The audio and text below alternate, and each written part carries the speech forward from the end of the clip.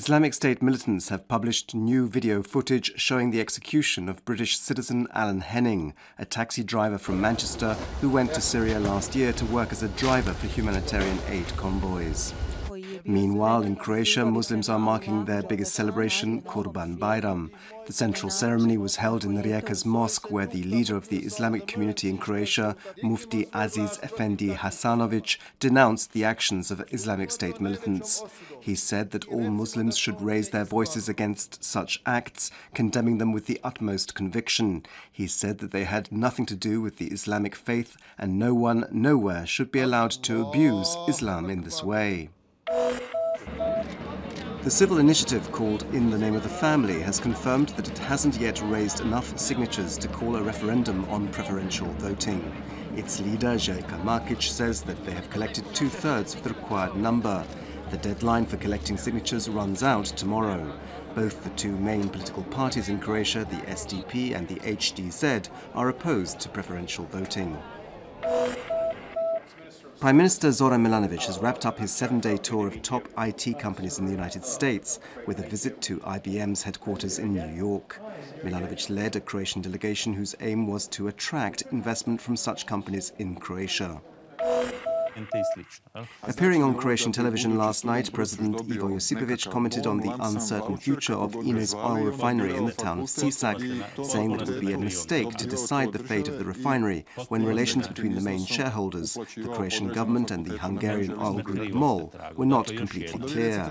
He also said that he was personally against the plant's closure. Ahead of celebrations to mark the 300th anniversary of the Sinjska Alka, a procession took place through the capital today, ending up in a ceremony on Ban Jelačić Square.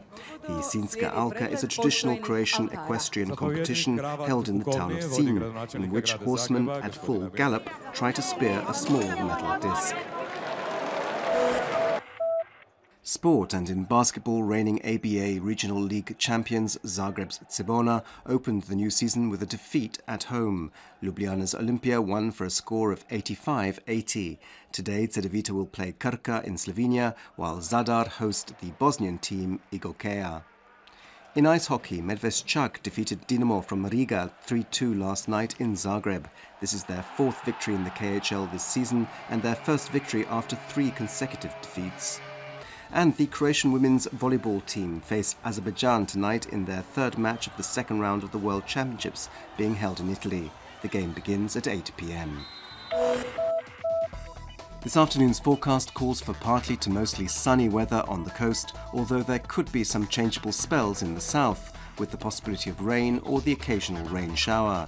Inland it'll be moderately to heavily overcast, with light rain possible primarily in the west of the country. Winds inland will be generally weak. There'll be a moderate northeasterly Bura wind on the northern coast, while elsewhere on the coast there'll be an easterly and southeasterly Yugo wind. Highest daily temperatures will be between 15 and 20 degrees Celsius inland, between 21 and 25 degrees on the coast. Over the next few days, morning temperatures will be cooler inland, with fog in places. During the day, it'll be partly sunny, although on Sunday there could be a little rain, mainly in higher regions.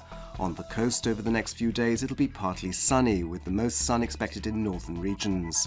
In Dalmatia, there is the possibility of rain or rain showers in places, especially on Monday. There'll be a moderate to strong Bura and northwesterly wind.